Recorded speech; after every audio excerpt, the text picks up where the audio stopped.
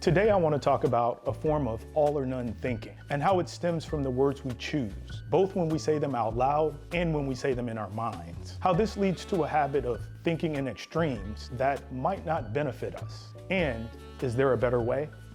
Let's get into it.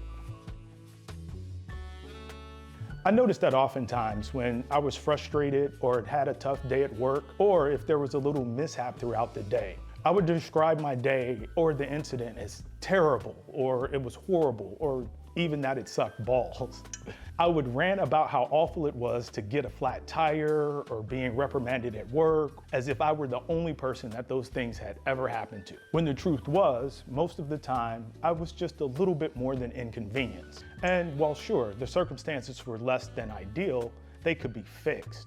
And even more importantly, I knew what had to be done to fix them. Yet, oftentimes my tendency was toward the extremities when it came to the language I used describing what had happened. I noticed that many of us share the same tendency when it comes to the description or recollection of the events of our own lives. And we do it both directions. When things go wrong, the circumstances are awful. It's the worst day ever. And to the contrary, we also tend to exaggerate the good. I love my car. Or the party was awesome. It was the best event I've ever attended. Our tendency to use extreme adjectives can make it feel as if an accurate description is underwhelming. Dare I say that using exorbitant descriptions when they don't really apply has stunted our perception of reality, and more importantly, it's altered our belief about what reality is supposed to be. Simply put, we invoke drama into our lives by the words we choose. I came up in the Hollywood era. I've been watching television and movies all my life. I love movies. Every day consuming fantastic stories filled with beautiful people, action, adventure, sometimes laughter, and of course, drama. Plenty of drama, but I mean, let's be real, without good drama, no show is even worth watching.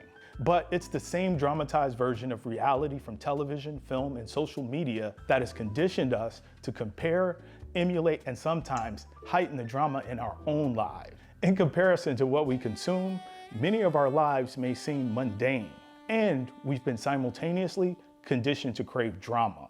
It's no wonder we seek to heighten our own realities, both good and bad.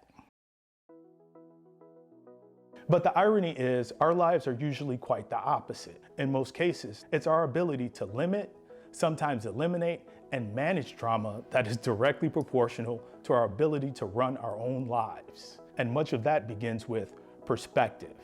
And perspective begins with the words we choose. Now, I can see how one could argue that using words that slant towards positivity is the way to do it, but I believe that still contributes to a false sense of reality. Instead, I would argue that using words that slant towards accuracy is the way to do it. Interpreting the world around us as it truly is to the best of our ability, which includes the full gamut of descriptions from good to bad. And most days, for most of us, probably rank somewhere in the gray area known as in between. And that's just fine. Now, I'm not saying don't use extreme words, but I am saying I'm gonna make an effort to use appropriate words. I want to see things and share things as they are and not some aggrandized version. Now, I'm not saying you won't have terrible days. Inevitably, we're all likely to have days that are truly terrible. However, we should save that description for those days. And for all our sake, I hope the number of great days far, far, far outnumbers the number of terrible days. I suggest we take a step back and look at most of life's problems for what they are. Deterrents, not roadblocks. Let's not let our words lead us into misperception and keep it in perspective. Thanks for watching Fitness and Beer.